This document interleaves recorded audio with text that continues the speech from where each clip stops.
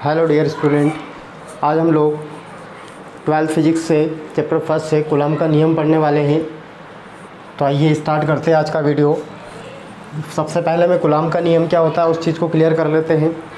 तो फ्रांसीसी scientist Coulomb ने दो बिंदु आवेशों के मध्य लगने वाले बल का विस्तृत अध्ययन कर एक नियम दिया था जिसे कूलॉम का नियम कहते हैं। और कि नियम किस तरीके से बनता है, स्टेटमेंट किस तरीके से बनता है। जैसे डायग्राम में आप लोगों को दिख रहा है कि Q1 और Q2 क्या है, यहाँ पे दो बिंदु आवेश है जो एक दूसरे से r दूरी पर रखे और इन दोनों पर जो एक बल काम कर रहा है जिसे अपन F बोलने वाले। जिस लोग देखें, दो बिंदु आवेशों पर लगने वाला बल उन आवेशों के परिणामों के गुणनफल के अनुक्रमानुपाती तथा उनके बीच की दूरी के वर्ग के व्युत्क्रमानुपाती होता है। मैं एक बार फिर से रिपीट कर रहा हूँ। दो बिंदु आवेशों पर लगने वाला बल उन आवेशों के परिणामों के गुणनफल के अनुक्रमानुपाती तथा उनके बीच की दूरी के वर्ग के व्युत्क्रमानुपाती होता है। तो अभी इसको मैं अगर स्टेटमेंट जो बोला उससे अगर देखा जाए, पर इन पे लगने वाला अगर यहाँ पे बल अगर F होगा तो कूलॉम के नियम से किस तरीके से स्टेटमेंट से यहाँ पे बनेंगे।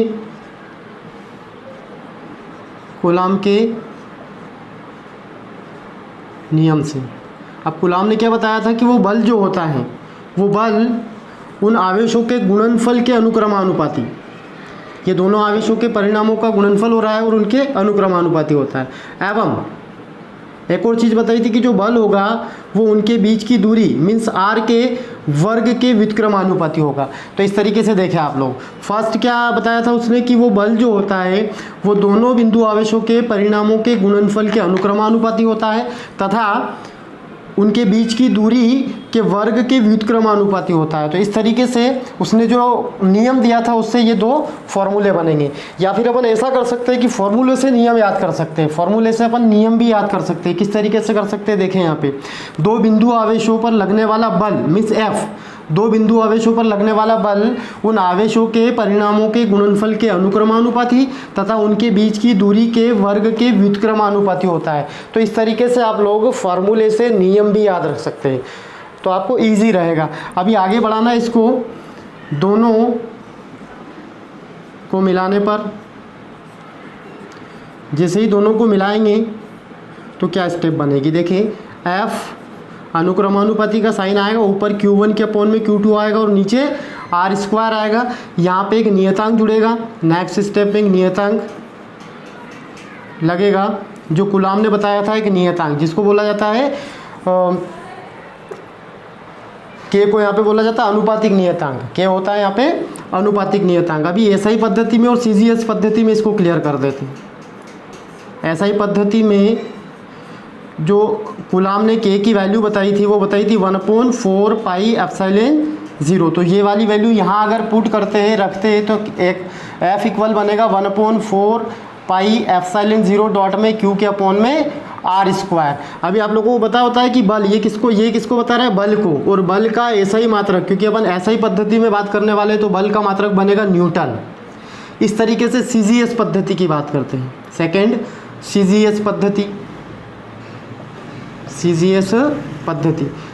पद्धति में उसने बताया था कि K इक्वल होता है 1। तो फिर से यहाँ फार्मूले में 1 रखेंगे तो F इक्वल में मिलेगा Q1 के अपॉन में Q1 डॉट Q2 के अपॉन में r²। और यहाँ पे बल की यूनिट जो होती है, इकाई जो होता है वो डाइन होता है।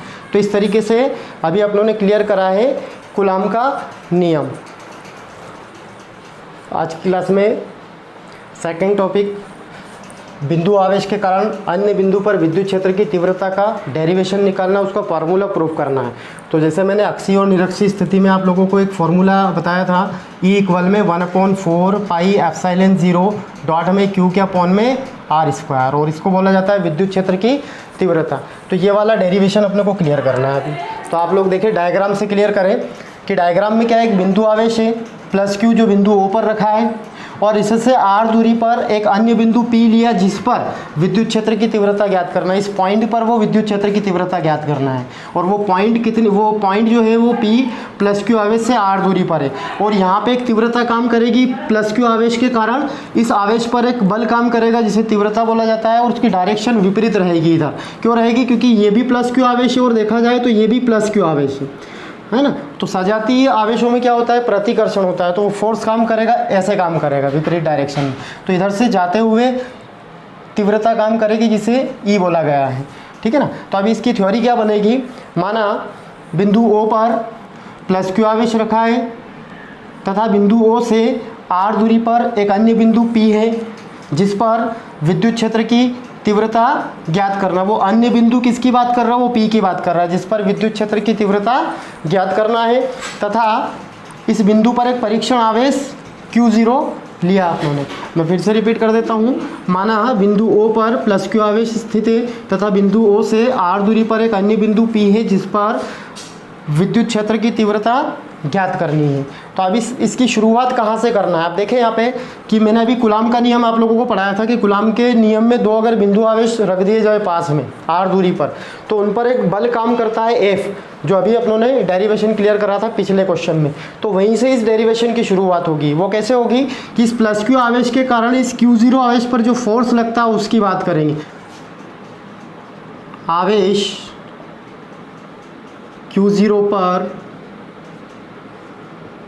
लगने वाला बल, और किस आवेश के कारण लगेगा, प्लस Q आवेश के कारण Q0 पर एक बल लगेगा और वो बल रहेगा कूलाम का नियम जो अभी अपनों ने पढ़ा है 1/4πε0 डॉट में Q0 डॉट में Q, जैसे वहाँ पे Q1 और Q2 था। अभी फॉर्मूला मैंने प्रूफ करवाया था आप लोगों को 1/4πε0 डॉट में Q1 Q2 के अपॉन में R²। तो उस वाले डायग्राम में जो आवेश रखे थे वो Q1 Q2 रखे थे, और यहाँ पे अगर डायग्राम में देखे जाए तो आवेश कौन सा है, Q है और Q0 है। तो Q0 और Q2 आवेश रहेंगे और अपॉन में दोनों के बीच की दूरी क्या है, R² है। इस तरीके से ये बल लगेगा। अब बात करेंगे बिंदु P पर विद्युत क्षेत्र की तीव्रता, और यही ज्ञात करना है। क्वेश्चन में इसी के बारे में बोला गया है। देखिए आप लोग, अन्य बिंदु पर विद्युत क्षेत्र की तीव्रता, अन्य बिंदु कौन सा है, P पर। तो P पर विद्युत क्षेत्र की तीव्रता अपने को निकालना और फॉर्मूला यूज़ करना E के इक्वल में F के अपॉन में Q0। जो बेसिक क्वेश्चन में मैंने ये फॉर्मूला बताया था आप लोगों को कि विद्युत क्षेत्र की तीव्रता होता है बल के अपॉन में आवेश। यहाँ पे F का मान रखना है।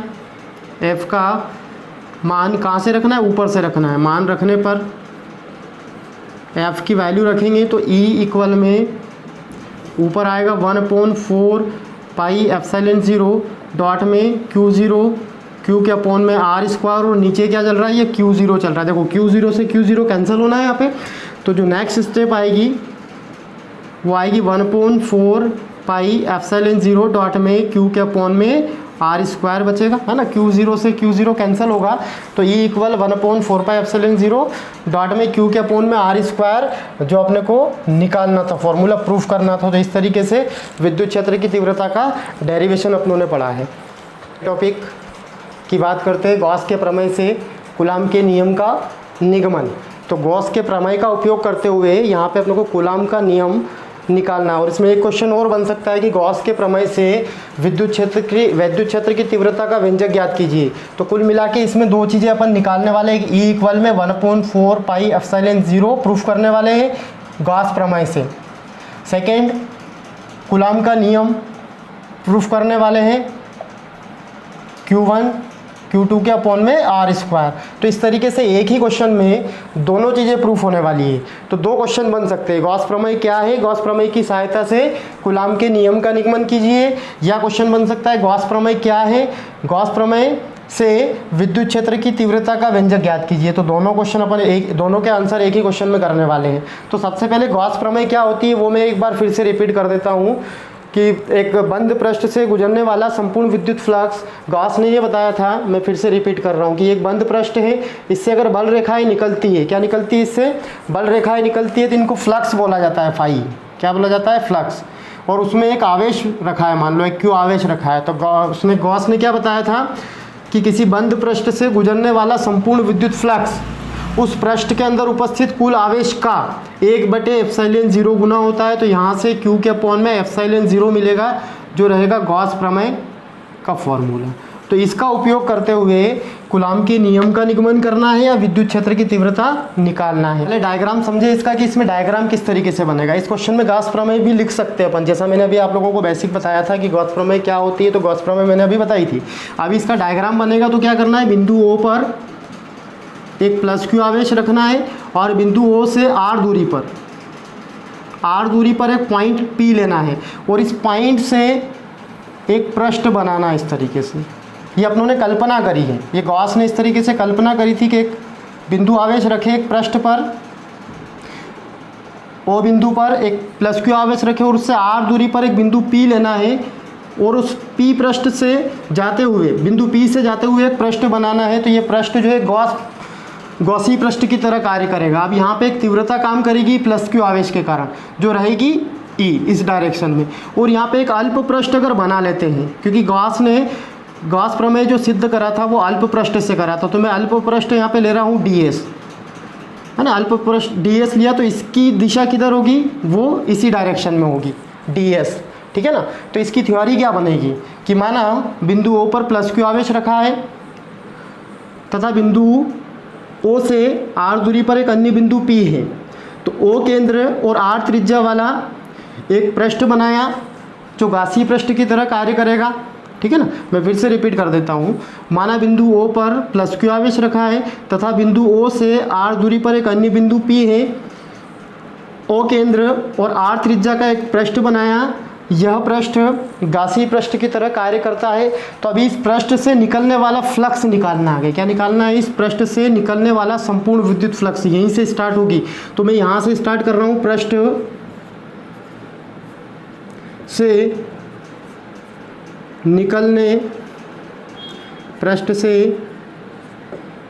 निकलने वाला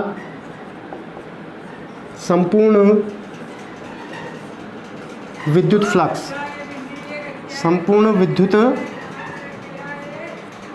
फ्लक्स। अभी फ्लक्स का मैंने फॉर्मूला आप लोगों को फ्लक्स वाले वीडियो में बताया था, फ्लक्स वाले क्लास में बताया था कि फाई ई इक्वल में अगर संपूर्ण की बात करता है तो इंटीग्रेशन में, और रहेगा क्या EDS, क्या रहेगा EDS। अभी नेक्स्ट स्टेप देखिए, इसके अगली स्टेप में यहाँ पे दो सदिशों का अदिश गुणनफल हो रहा है, तो उस कंडीशन में यहाँ पे बनेगा EDS cos थीटा, ठीक है ना, cos थीटा बनेगा। नेक्स्ट स्टेप देखिए इसकी। अभी देखिए आप लोग डायग्राम में देखना है कि कोई एंगल नहीं बन रहा है। E और DS के ये पैरेलल है, समांतर एक ही लाइन में चल रहे हैं, तो यहाँ पे कोई एंगल नहीं बन रहा है। इसका मतलब यहाँ पे एंगल क्या है, 0 डिग्री है। क्या है, 0 डिग्री। और यहाँ ब्रैकेट में बता सकते हैं कि चूँकि थीटा इक्वल है 0 डिग्री, तो जैसे ही थीटा अगर 0 रखेंगे तो कोस 0 का मतलब 1 होता है। तो यहाँ से नेक्स्ट स्टेप क्या मिलने वाली है, इंटीग्रेशन EDS। क्या मिलेगा, इंटीग्रेशन EDS मिलेगा, ठीक है ना। यहाँ से E को आगे लेना है इंटीग्रेशन से, तो इंटीग्रेशन में क्या आएगा, DS आएगा ना, इंटीग्रेशन में DS आएगा। अभी ये इंटीग्रेशन DS का मतलब बता रहा है कि इस पर बहुत सारे अल्प पृष्ठ बनाए, जैसे अभी एक पृष्ठ बनाया है, ऐसे और भी पृष्ठ बनाएंगे इस पूरे पृष्ठ पर। तो कुल मिला के यहाँ से स्टार्ट करते हुए पृष्ठ बनाते हुए फिर कहाँ तक आना, यहीं तक आना है, मतलब एक पूरा पृष्ठ बन जाएगा, तो एक पूरा गोल गोला बन जाएगा। तो ये DS किसको रिप्रेजेंट कर रहा है, इंटीग्रेशन DS रिप्रेजेंट कर रहा है गॉसी पृष्ठ का संपूर्ण क्षेत्रफल। तो आगे यहाँ पे निकालने वाले हैं गॉसीय पृष्ठ का संपूर्ण पृष्ठीय क्षेत्रफल। जैसा मैंने गॉस की प्रमेय में भी बताया था कि इंटीग्रेशन DS अगर होगा तो वो 4 पाई r² बनेगा, ठीक है ना, 4 पाई r² बनेगा, क्योंकि एक गोले का संपूर्ण पृष्ठीय क्षेत्रफल होता है 4 पाई r²। और यहाँ पे भी यहाँ से स्टार्ट करते हुए फिर से पृष्ठ बनाते हुए यहाँ आएंगे तो पूरा एक सर्कल मतलब गोला बन जाएगा। तो इस तरीके से ये आना है, ये वैल्यू का रखना है, यहाँ रखना है। तो फाई ई इक्वल में मिलेगा E डॉट में 4 पाई r², ये इक्वेशन फर्स्ट बनेगी। अभी गॉस प्रमेय, क्योंकि गॉस प्रमेय से प्रूफ करना है, निगमन करना है, तो गॉस प्रमेय से, और गॉस प्रमेय क्या होती है, फाई ई इक्वल में क्यू के अपॉन में एप्सिलॉन 0, ये इक्वेशन सेकेंड बनेगी। अभी देखिए इक्वेशन फर्स्ट और इक्वेशन सेकेंड किसके इक्वल में, फाई ई के इक्वल में। तो इन दोनों को मिलाएंगे यहाँ पे, मतलब ये दोनों इक्वल है तो ये दोनों इक्वल हो जाएंगे। तो समीकरण 1 व 2 से ई इक्वल में E dot 4 pi r square equal में आएगा क्यू के अपॉन में एप्सिलॉन 0, ठीक है ना। दोनों इक्वल हो जाएंगे। अगर लेफ्ट हैंड साइड बराबर हो तो राइट हैंड साइड बराबर हो जाएगी, या ऐसा बोले कि ये फाई की वैल्यू यहाँ रख सकते हैं, तो इस तरीके से स्टेप बनेगी। अभी ई की वैल्यू निकालना है।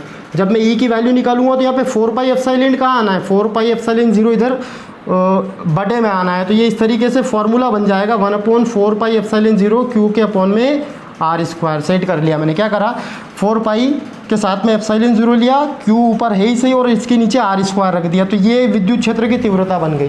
क्या बन गई यहाँ पे, विद्युत क्षेत्र की तीव्रता। अब बात करना है कूलाम के, क्योंकि अपना क्वेश्चन क्या है, कूलाम का नियम निगमन करना। अगर विद्युत क्षेत्र गॉस प्रमेय से विद्युत क्षेत्र की तीव्रता पूछा जाए तो यहीं डेरिवेशन अपना खत्म हो जाएगा। लेकिन वो अगर कूलाम के नियम की बात करता है तो अपने को एफ वाले फार्मूले तक जाना है। तो उसके लिए क्या करेंगे कि इस बिंदु पी पर एक परीक्षण आवेश लेना है। इस बिंदु पी पर एक क्या लेना है, Q0 एक परीक्षण आवेश की कल्पना करेंगे अपन। क्या करेंगे, बिंदु P पर एक परीक्षण आवेश Q0 की कल्पना करेंगे। तो इस प्लस Q आवेश के कारण इस पर लगने वाला बल क्या रहेगा, तो यहाँ पे बोला जाएगा आवेश Q0 पर लगने वाला बल, और वो रहेगा F के इक्वल में आएगा Q0 डॉट में E। अगर देखा जाए तो ये कहाँ से बना है, ये विद्युत क्षेत्र की तीव्रता E इक्वल में होता है F के अपॉन में Q0, जिसको बोला जाता है विद्युत क्षेत्र की तीव्रता। मैंने अभी पिछले क्वेश्चन में भी बताया था और इसका फॉर्मूला भी प्रूफ करके देख रखा है आप लोगों ने। तो यहाँ पे अगर इस फॉर्मूले से F की वैल्यू निकाली जाए तो Q0 का यहाँ पे मल्टीप्लाई होगा तो F इक्वल में आएगा Q0 E। यहाँ पे रखना है E का मान, क्या रखना है, E का मान रखने पर। अभी देखिए E का मान रखेंगे तो क्या बनेगा, नेक्स्ट स्टेप आप लोग यहाँ देखें, मैं यही नोट कर रहा हूँ।